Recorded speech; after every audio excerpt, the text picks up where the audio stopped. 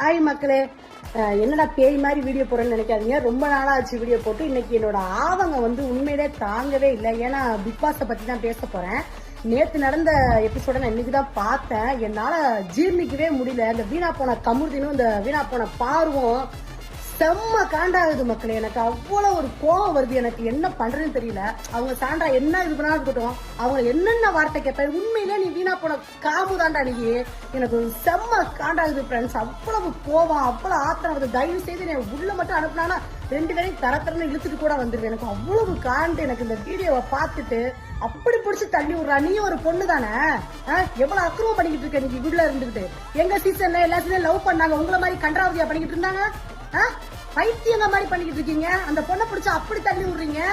வீட்டுல உள்ளதான் பேசுறான் அந்த நாதேரி பையன். நான் இந்த மாதிரி பேசவே மாட்டேன். எனக்கு செம்ம காண்டாகுது. என்ற அறிவுகிட்ட முண்டம் எனக்கு எவ்வளவு கோவம் தெரியுமாடா.